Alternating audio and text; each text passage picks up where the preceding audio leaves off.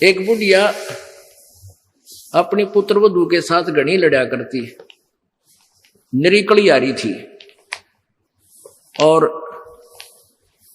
उसका पुत्र आज्ञाकारी था। वो आते गंदी तेरी बहू जो करे है, तेरी बहू ऐसे करे है, वो आते उस बहू ने अपनी पत्नी ने गढ़ता, वह बेचारी अपना टाइम पास करी। एक दिन क्या हुआ कि कोई बहन सत्संग में जाया करती थी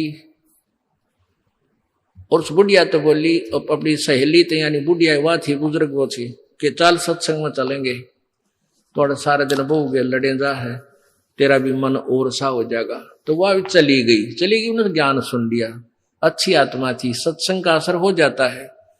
उसने अपना नाम ले लिया, 2-4 सत्संग सुने तो बुढ़िया में बहुत फर्क पड़ गया, परिवर्तन हुआ।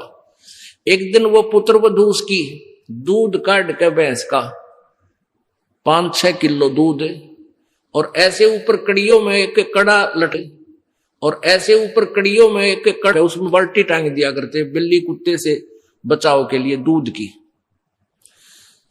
तो उसने वो प्रतिदिन टांगती थी, ऐसे ऊंचे हाथ करके नू टांगना होता था।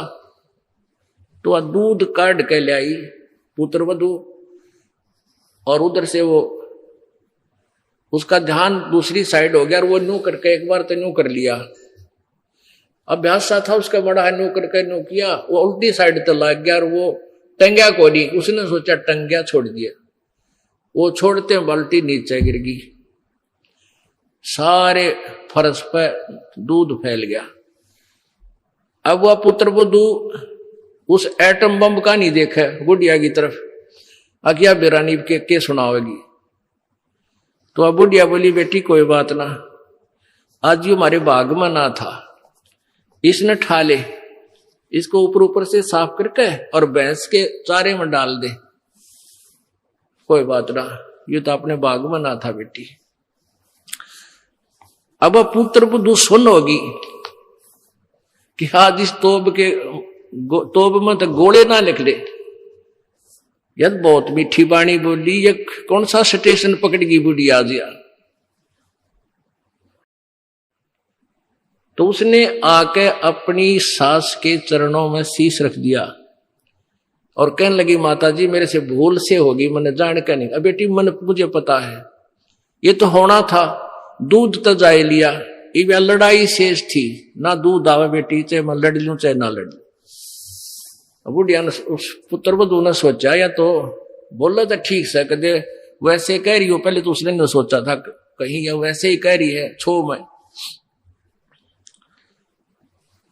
और फिर उसने न सोचा भी पक्का मेरा बुढ़िया का जो पटेगा इसका बेटा आवेगा सामने। अब सामने वो लड़का आया, बुढ़िया ने कोई जिक्र नहीं किया, कत्ती भी क्या का भी, वो खाना खाकर अपने जाके पड़ के सो गया, कोई जिक्र नहीं किया।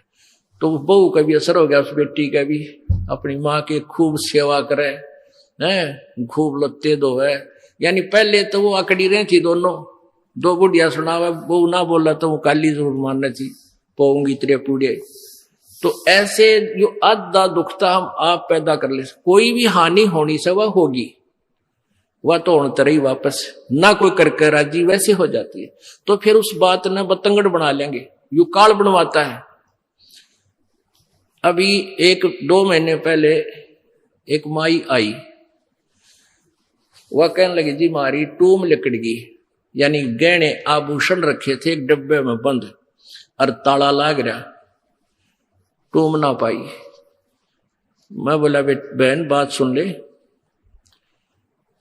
आप किसी का नाम मत लेना घर में, किसी पर शक ना करिए, जब तू वचन पर डटेगी, ये टूम कितना नहीं जा अपने आप आ जाए तेरी।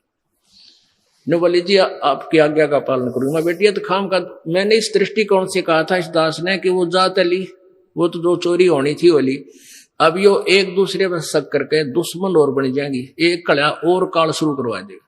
लेकिन उस बेबे ने इस दास के वचन का पालन किया, ने बोले जी कत्ती जक्र नहीं किया, और उस पुत्र वधू से भी कह दिया, बेटी कोई बात ना, महाराज जी का आदेश है, किसी पर शक नहीं करना है, ना किसी का नाम लेना, मारी होंगी तो आ जाएंगे।